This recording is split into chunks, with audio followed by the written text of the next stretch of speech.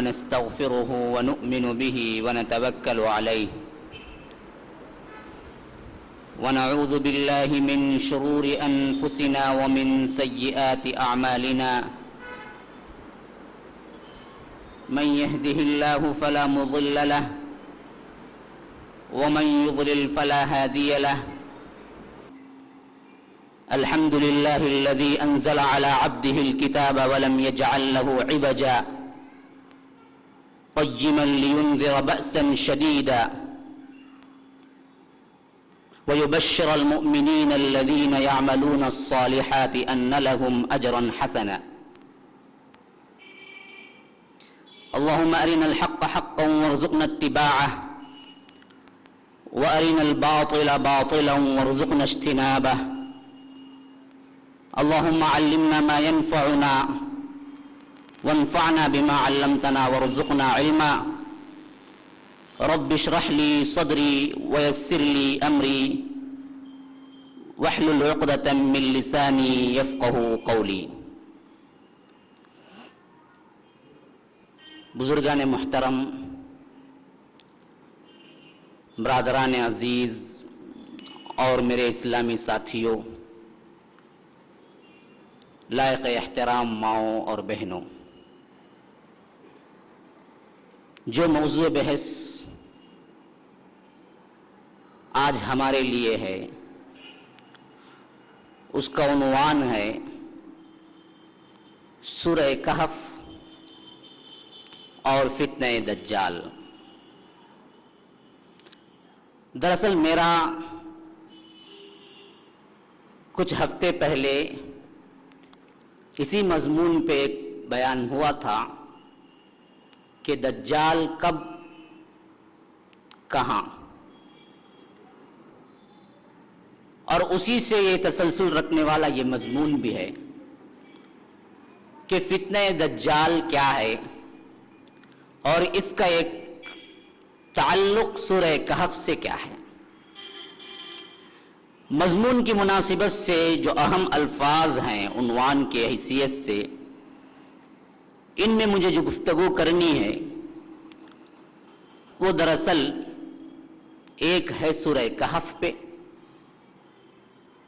ایک ہے فتنے پہ، ایک ہے دجال پہ. عموماً میں کہا کرتا ہوں کہ میری تقاریر 3 کا مجموعہ ہوا کرتی ہیں، اسی میں آپ 3 کے ان نمبرات پہ ذہن پہ محفوظ رکھ لیں گے تو میں ایک ایک حصے پہ الگ الگ گفتگو کروں گا. پھر اس کے بعد ہم پوری وہ عنوان کی مضامین اور اس کے مضمون کو سمجھنے میں آسانی ہوگی. سورہ کہف،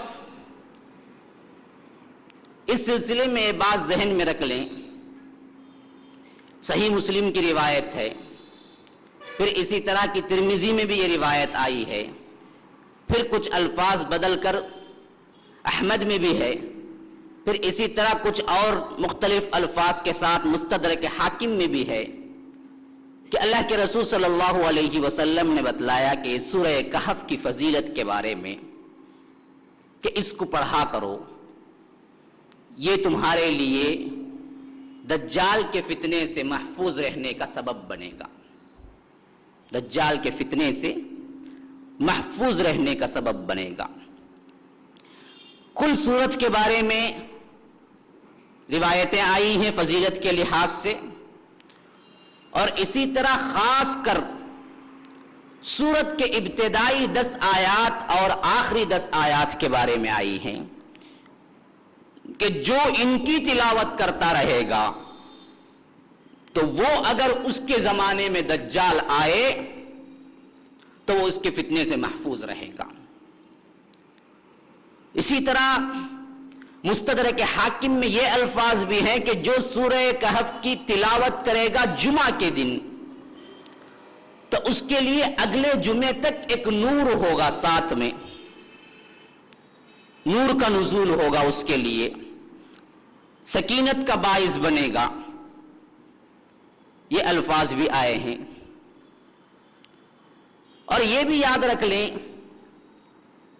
اس سورہ کہف ہی کے سلسلے میں یہ حدیث بھی ہمیں ملتی ہے صحابہ کرام میں، حضرت اسید ابن حضیر کا واقعہ ہے۔ انہوں نے بیان کیا ہے کہ میں ایک مرتبہ رات کے موقع پر تلاوت کر رہا تھا، اور وہ تلاوت کلام پاک تھا سورہ کہف، سورہ کہف کی تلاوت کر رہا تھا۔ پاس میں جو جانور میرا بندھا ہوا تھا اونٹ، میں نے دیکھا کہ وہ بدکنے لگا ہے۔ عموماً یاد رکھ لیجئے جانوروں کے حسیات جو ہیں وہ انسان کے معاملے سے کچھ زیادہ ہیں۔ بعض جانوروں کو بعض کیفیات میں انسانوں سے بھی زیادہ حصہ ملا ہے، جیسا کہ یہ بات تو آپ لوگ جانتے ہیں، زیادہ تر سونگھنے کی جو حصہ ہے وہ کتوں میں زیادہ ہے بنسبت انسان کی۔ اسی لیے تو کیا ہے، اس کے لیے جاسوسی وغیرہ کے لیے کتوں کا انتظام کرتے ہیں، ان کو باقاعدہ اس کی ٹریننگ دیتے ہیں۔ اسی طرح کسی شے کے آنے کا جو ہے معاملہ، اس میں بھی کیا ہے، طاق ہیں۔ اور اسی طرح یاد رکھ لیں بعض اوجھل جو چیزیں ہیں ہمارے سے، لیکن جانوروں پہ اثر انداز ہوتا ہے اس کا، جیسا کہ عذاب قبر کے بارے میں آیا ہے کہ اللہ کے رسول صلی اللہ علیہ وسلم نے یہ فرمایا ہے کہ مردے پر جب عذاب قبر ہوتا ہے، اور خاص کر وہ مار کے بارے میں جس میں کیا ہے،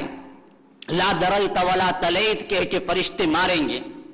وہ کرز اور وہ ہتھوڑے کے ساتھ جو مار پڑتی ہے، روایتوں میں آتا ہے کہ اس وقت مردہ چیختا ہے، اور اس چیخ کی آواز کو سوائے جن و انس کے ہر کوئی سنتا ہے۔ اور میں دعا کرتا کہ یہ جن و انس کے لیے بھی سنائی دے، لیکن مجھے ڈر محسوس ہوا کہ کہیں مردوں کو دفنانا نہ چھوڑ دیں، اس وجہ سے میں نے دعا نہیں کی۔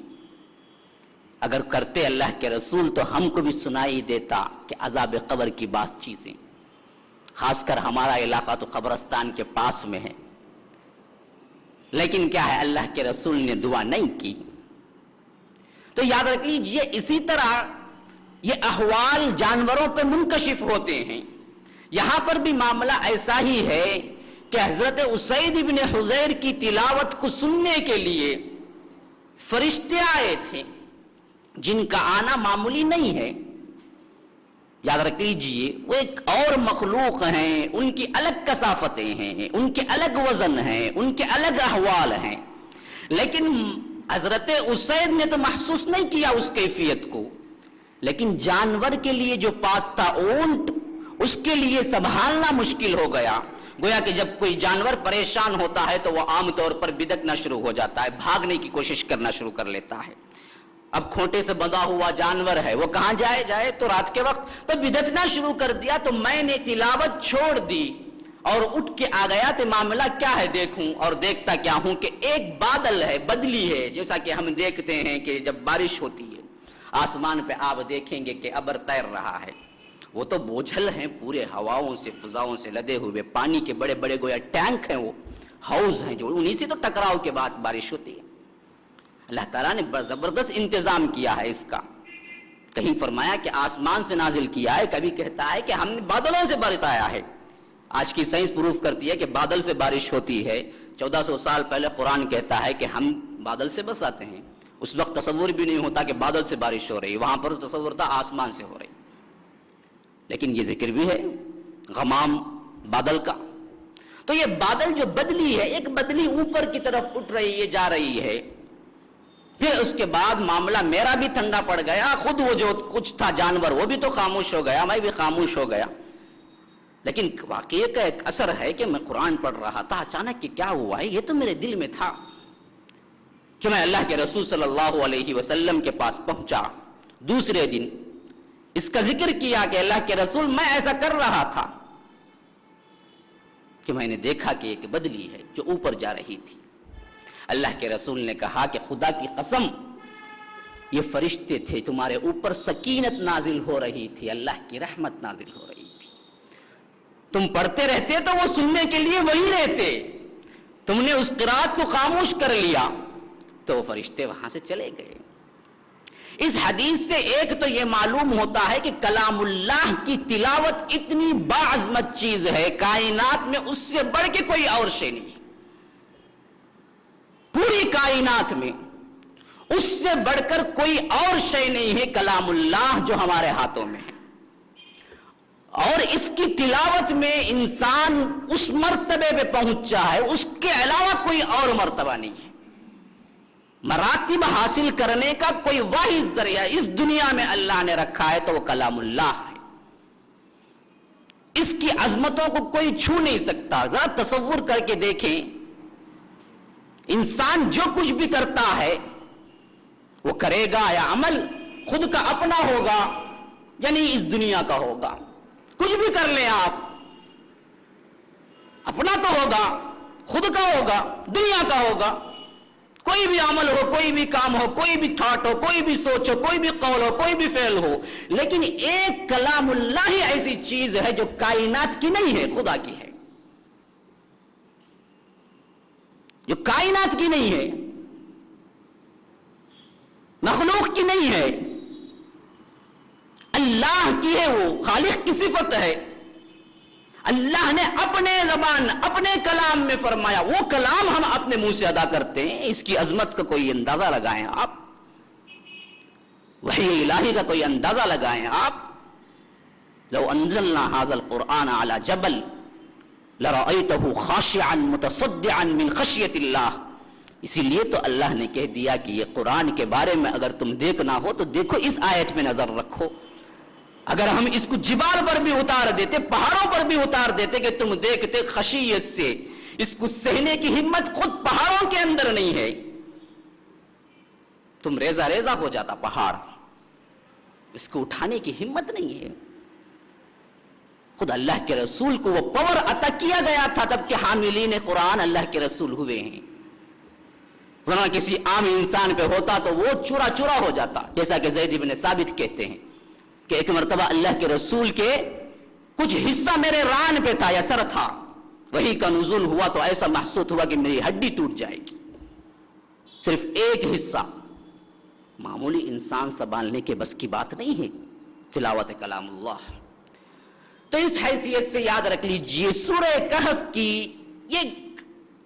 گونا تعلق فتنہ دجال کے ساتھ ہے، اور اللہ کے رسول صلی اللہ علیہ وسلم نے جو کہا ہے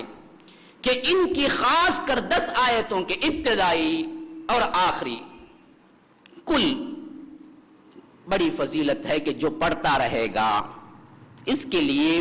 حفاظت کا ایک پیغام ہے کہ وہ فتنہ دجال سے محفوظ رہے گا۔ میں انشاءاللہ اس کی کل تفسیر اگر ہو سکے مجھے وقت ملے، یہ کیوں کہا گیا ہے، کیا مضامین سورہ کہف میں مضمر ہے، چھپے ہوئے ہیں، ان پہ گفتگو کروں گا انشاءاللہ العزیز، لیکن پہلے ان 2 باتوں پر فتنہ اور دجال کے سلسلے میں بعض ضروری حقائق بیان کر کے میں مضمون پہ آؤں گا۔ اس سلسلے میں یاد رکھ لیجئے لفظ دجال دراصل دجل سے نکلا ہے، اور دجل کا مطلب ہے دھوکہ دہی، فریب کاری، مکر، یہ دجل ہے۔ اور دھوکہ اس وقت انسان کھاتا ہے جو نظر آتا ہے وہ حقیقت نہ ہو، اسے دھوکہ کہتے ہیں۔ دھوکہ عموماً کیا ہے، جو آپ کو نظر تو آئے اس کی حقیقت وہ نہ ہو جو نظر آ رہی ہے، اسے دھوکہ کہیں گے۔ آپ 10 روپے کی نوٹ کو کیا سمجھ گئے، 5 روپے کی نوٹ، یا 100 کو 500 کی سمجھ گئے، دراصل آپ نے دھوکہ کھایا، اسے دھوکہ کہیں گے۔ لفظ دجال بھی وہیں سے نکلا ہے کہ یہ دنیا کا سب سے بڑا